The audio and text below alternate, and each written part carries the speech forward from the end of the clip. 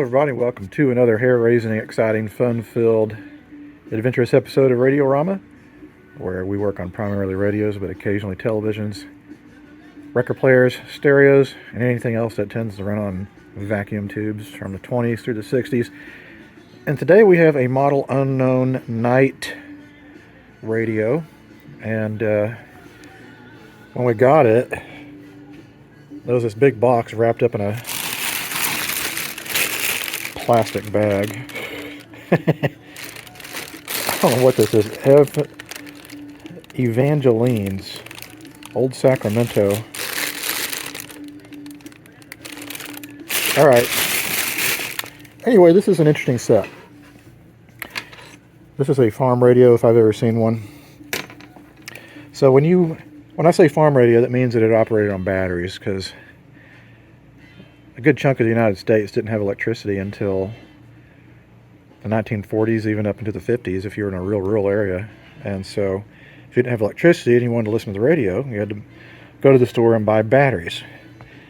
And there were several different kinds of batteries. There were carbon zinc batteries that weren't rechargeable. There were lead acid rechargeable batteries. And this is, I find, pretty fascinating. This is a 6-volt farm radio. And that's kind of key because most, if not all, cars and tractors back then ran on 6-volt batteries versus the 12-volt batteries we have today.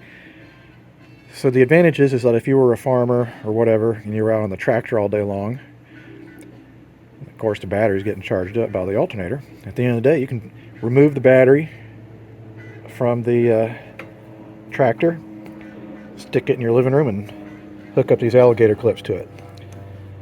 And now, I'm not an expert on vibrators, and I'm not talking about the dirty kind, but this is the Vibrator Unit. And essentially it does vibrate. It converts, I should have done some research for making this episode, but basically it converts the 6 volts into the usable B+ current that this set needs to operate on. DC. Well, it's DC anyway because it's coming from the battery. Now, amazingly, the damn thing still actually works. We were curious as we hooked it up to this DC regulated power supply. We brought it up to 6 volts and it works like a charm. But we need to investigate this unit. Apparently there is a critical capacitor that's in it that if it goes south, it can take this whole unit out. We also need to take a look at the electronic situation. Now, according to one of the techs that I volunteer with, these battery sets, the electrolytics don't get hammered near as bad as the AC sets. Now, and these are pretty much, I believe, low voltage filaments, because when we tried it out, I didn't see a filament. They're probably 1 to 3 volt filament tubes. I wasn't able to find a model number on this thing. The tag is missing, unless it's underneath the chassis, which I've never seen one underneath the chassis. But yeah, there's nothing top or bottom. Now, either I'll work on it here, where it's always very, I don't know, distracting, because there's a lot of people and a lot of electronic shit that comes in all the time for us to be distracted by. Worse comes down to worse, I'll take it home and work on it. But I find this very fascinating. It's missing one of the control shafts, and I'm not sure what it would be. On-off volume and station band switch works. Tuning works. So I'm guessing it's tone. Oops. The shaft is actually still there, so I could just probably get a shaft extension. In fact, I'm curious how these others are attached. That could be a replacement. And probably if it had a shaft extension, it's just come loose. Now, the other decision we're going to have to make is whether or not we're going to keep this a true farm radio, meaning the novelty of someone being able to hook this up to a rechargeable battery and, I don't know, take it on a picnic. That would be kind of cool. Or if we're going to put a transformer in it and make it a plug-in set. We'll see. Alright, so I took the vibrator assembly apart. This is the vibrator unit. Type 85X for use with 6-volt batteries only. Some of the techs here who have dealt with farm radios have indicated that these run on pretty high. Caps in this had to be pretty high rated as far as the volts go. Not that one. That's 400 volts. But this I wasn't able to read the markings on it, so I had to do a cap test. And that is 0.01 rated at 1600 volts, 0.009 rated at 1600 volts. So what I did is I found all these high voltage caps to replace these with, and that way we'll make this safe. So let me take it over to my desk over here and recap the assembly here. Alright, I had to come out there to film this because the guys are in there chatting away. But this is all the buffer caps and whatever, coupling caps associated with the vibrator all jacked in. So now I'm going to put it back in the set. I'm going to test it and make sure it still works. Alright, so we got our 6 volts going to our very safe alligator clips. And we got the vibrator unit reinstalled.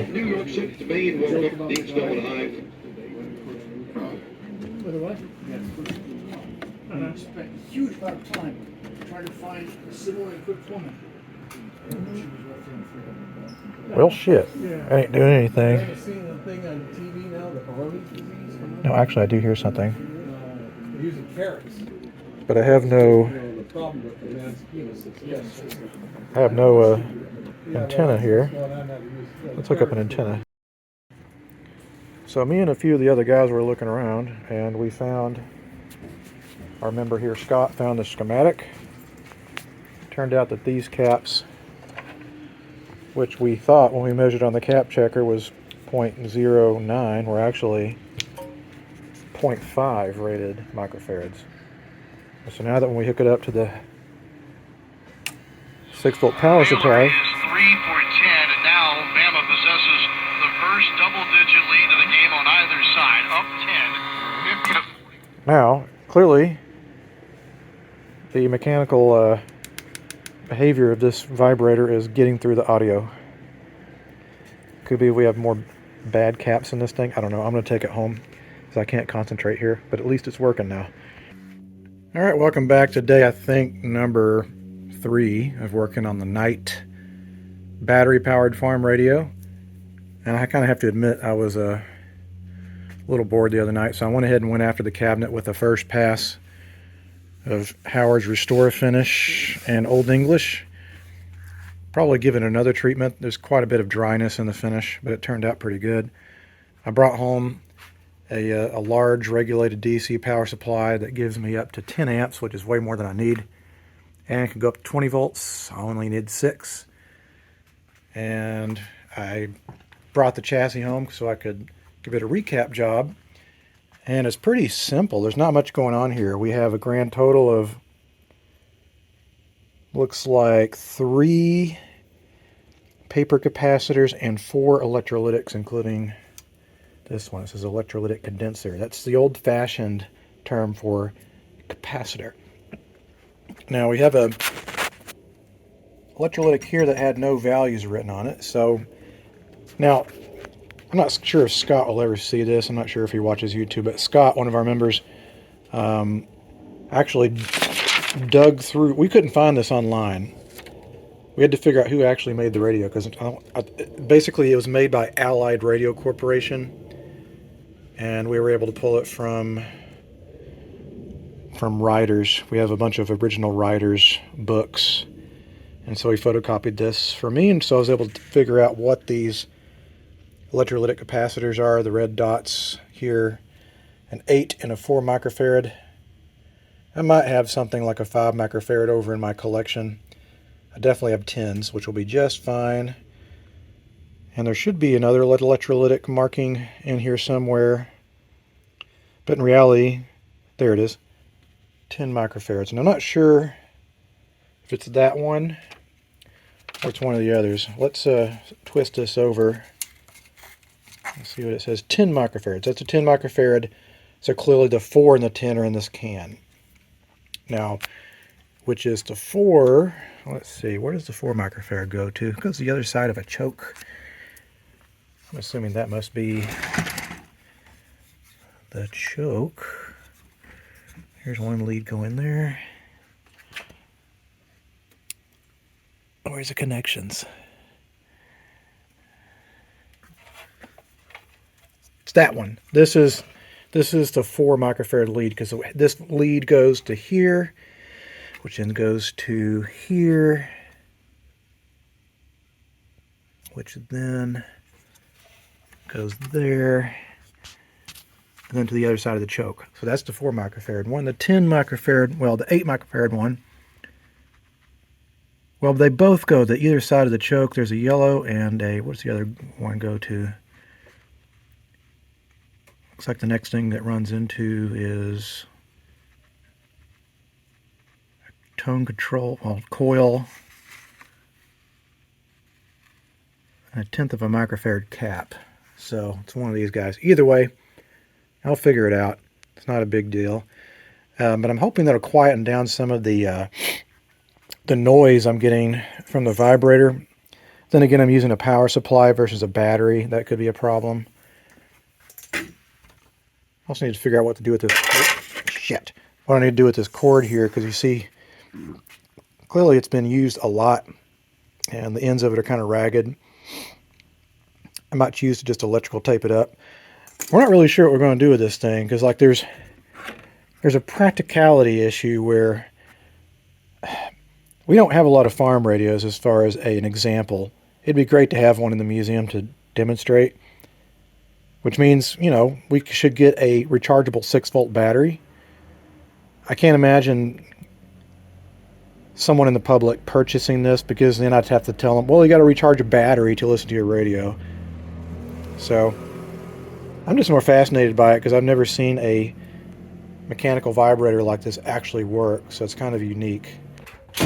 Peanut, did you bring a mouse for me? Yeah, she did. My elderly cat, Peanut, was yelling at me through the door. What you want? All right, enough of the cat stuff. Anyway, I got out my regulated 6-volt DC power supply, and I'm going to hook up the set, see if it still works. Hopefully it does. First, I want to make sure I've got 6 volts here, because I've got a analog meter. Now what's annoying is this thing's got a fan in it. It's pretty noisy too. So let's do a test here, make sure we still got 6 reliable volts. I can stop dropping my leads.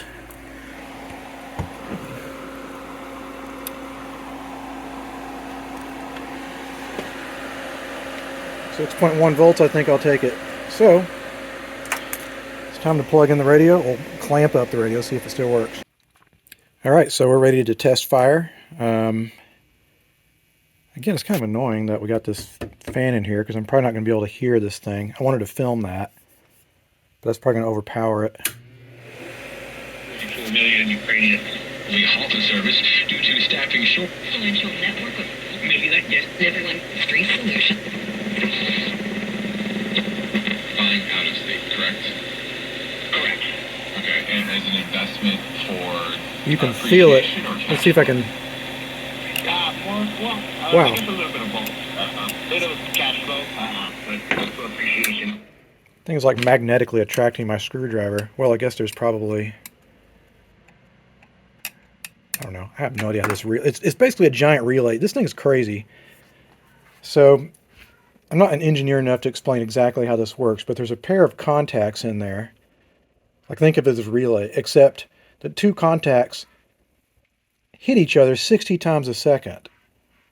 So when we're not listening to this noisy thing, you'll faintly hear it. It's like, and that somehow can convert 6 volts into anywhere from 20 to 100 and some odd volts.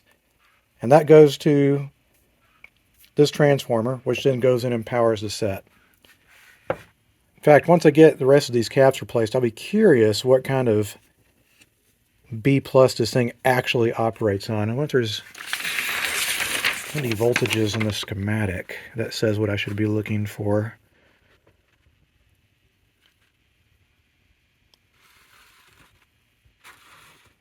No, there's no...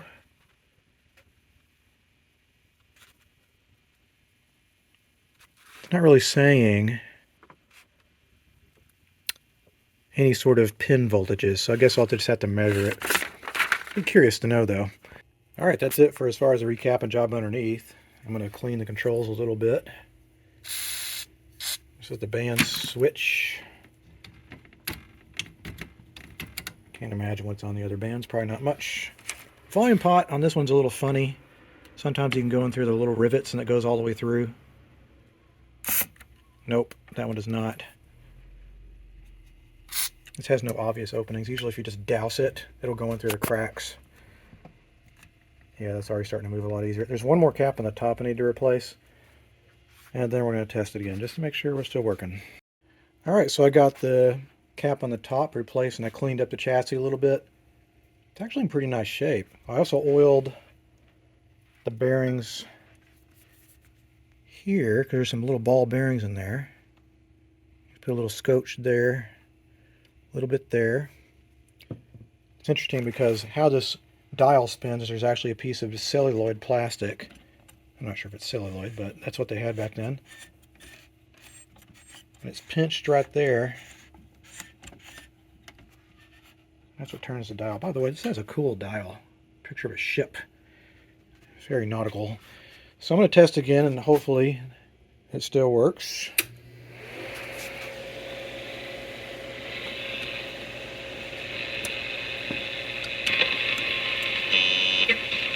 You could be hearing approved to see if you qualify.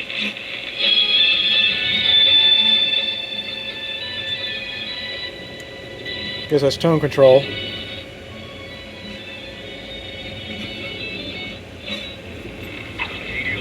Palo Alto, San Jose, and K237GZ San Francisco, and KDOW Duncan on our mobile and the Odyssey apps. Commitment and to be prepared for a... It's okay. It never... 910 on iHeartRadio. I'm Alexandria Icamoni. Seems to be working pretty good. I'm curious why my pilot light's not working. It says it's supposed to be 2 volts, and I put a 2 volt replacement lamp in there, and it still doesn't come on, but it's not the end of the day if it doesn't work. Now, I am curious about what kind of voltages I am getting in this thing, so I'm going to flip it back over and do some measuring. Well, I had to make a pit stop. Yesterday I was out riding my bike, and the axle bolt that goes through the wheel broke in half, and I don't know how that happened, and it destroyed the bearing. So I had to get a whole new wheel, and I put that back together, and now it's getting a little bit later. I'm kind of tired. I don't feel like working on the electronics, even though it's mostly done over there. I think what I'm going to do is I'm just going to put another heaping helping of Old English on this case because it still has some dry spots. And I think once that's done, I might go after it with some Carnauba car wax. We'll see. Daylight's burning away. Well, I just got off the phone with the museum director, president, and I was thinking, you know, this is kind of a historically significant piece of history because it's something that most Americans have forgotten, which is if there was a lot of people, those millions of people that didn't have electricity. If you wanted to listen to the radio, you had to have a big ass battery. And this one's especially unique given it's a true farm radio, meaning you can lug the family tractor battery out and, you know, power it for the evening. So we're going to keep it. This is actually going to be a museum display item. And we're probably going to order a battery for it so we can do demos at some point. I don't know what kind of battery it is. I put another coat of the Old English on it. It's a sharp looking radio. I mean, yeah, if I converted this to run on 110, it would, of course someone would buy it. But, you know, can't sell everything. And when it comes to something that is historically significant that we want to share with the public, then we keep it. And I think this is nice. Sometimes you get something and you tell yourself, do we really want to get rid of it? Maybe this is a museum keeper. So this one certainly is. All right, let me show you a little jerry rig trick I learned years ago. You can see how we got some kind of wear on the edge of this. I just get a permanent marker, a Sharpie, and you can just fill these little areas in. Can't tell anything's happened, right? Sure beats trying to repaint it, which would probably be sloppier. But just come in here, touching up these little nicks. And maybe got a little bit here. It's like Bob Ross, just fill it in. You can make a happy little black mark there. There. That was probably a really poor impression of the dear departed Bob Ross. But it's just a little tiny details that makes all the difference. So that's looking a lot better. Alright, so now I'm going to wax the cabinet. This stuff has been sitting here for a little while. And since I already doused it with Old English, it's probably got a bit of oil under the surface. So now it's time to seal it up. I use McGuire's Carnauba Cleaner Wax Paste. Go over it with the paste first, which is more viscous. And then we'll go with maybe a liquid wax afterwards. Alright, welcome back to the last day of restoring the night battery set. And last night I spent some quality time with the car wax to bring back the shine. That'll give you a nice permanent shine and kind of seals up the finish. Last thing I need to do is when I first got it in, I noticed that one of the shafts for, I believe, the tone control had snapped off here. So there wasn't enough shaft protruding through the front of the set for me to attach a knob. But I went off to the museum and got this piece of hardware. You just get like a little set screw on the side and adjust it, and then it'll stick out the front. All I have to do is get a ruler, make sure they're even. And I was missing a knob, and I was able to find a spare knob that'll fit. So now it's time to reassemble the set, and then we'll give it a final test, and then this will be well on its way to going back to the museum to become a permanent display item. Alright, I got it all back together again, and I must say it's a pretty handsome looking radio. And let's go ahead and give her the juice, turn it on. 8332-OWNING or go to owning.com to find out more about this amazing offer. The average 30-year mortgage stays on the lender's books around 8 years before it's paid off. So why do people... Going back to the 1950s. Process is going to be rigorous. The sample appears on over 2,000 tracks. Popularity for the little breaking. While I've been studying candidates' backgrounds and writings, I've made no decision except one. Anyway, it seems like it's working pretty well. It's got a good clean sound.